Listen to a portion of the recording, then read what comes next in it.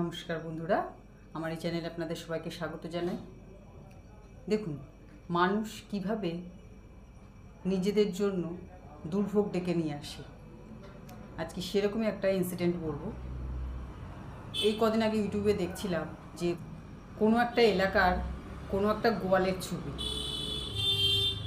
সেখানে যে গরুগুলো দুধ দিতে পারে না, বয়স হয়ে গেছে, তাদেরকে আলাদা একটা জায়গায় রাখা হয়েছে এবং সেই জায়গারও যা অবস্থা সে আর বলার মতো না। আর গরুগুলোকে একদম সামান্য খেতে দেয়, সামান্য, যেহেতু তারা দুধ দিতে পারে না, বুঝতে পেরেছেন?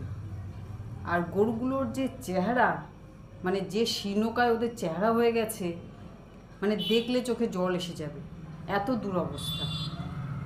এরপর কোনো এক ব্যক্তি একটি সংস্থাকে ফোন করে জানায় এবং তারা এসে গরুগুলোকে ওখান থেকে উদ্ধার করে। তা এই কাজগুলো যারা করে, অনেক জায়গায় নিশ্চয়ই এরকম হয়, তাই এই কাজগুলো যারা করে তারা কি মনে করে যে তারা কোনোদিনও ভালো থাকবে, তাদের পরিবারের লোকেরা ভালো থাকবে? তারা আশা করে? কি করে থাকবে? কারণ ঈশ্বরের কাছে, ইউনিভার্সের কাছে, প্রকৃতির কাছে আমরা সবাই সমান। আমাদের চোখে, আপনাদের চোখে ওরা জন্তু জানোয়ার হতে পারে, কিন্তু ঈশ্বরের কাছে কিন্তু আমরা সবাই সমান। সবার মধ্যে সোল আছে। এখানে আপনি যার সাথে যেরকম ব্যবহার করবেন সেটাই কিন্তু আপনার কাছে রিটার্ন আসবে। মানুষ কিন্তু এভাবেই নিজেদের জন্য দুর্ভোগ ডেকে নিয়ে আসে।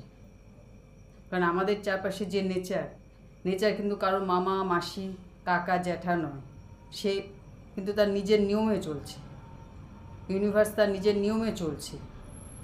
আপনি দেশের আইন কানুন আদালত থেকে ছাড় পেলেও পেয়ে যেতে পারে, কিন্তু প্রকৃতির যে নিয়ম, প্রকৃতির যে রুল, সেখান থেকে আপনি কিন্তু কিছুতেই ছাড় পাবেন না।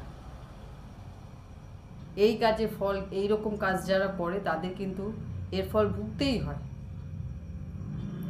কোনো না কোনোভাবে ভুগতেই হবে। এবং ওরা বলতে পারছে না, ওরা অবলা জীব বলে আপনি ওদের অল্প খেতে দিচ্ছেন, যে ওরা কোনো রকমে বেঁচে আছে।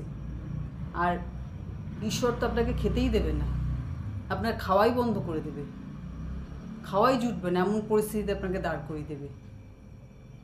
তা আমরা যে আশপাশে দেখি যে বহু মানুষ নানান রকম সমস্যায় আছে, কষ্টে আছে, তা কিন্তু এমনি এমনি নেই। এদের কিন্তু তাদের নিজেদের কর্মের ফলই কিন্তু ভোগ করে যাচ্ছে মানুষ।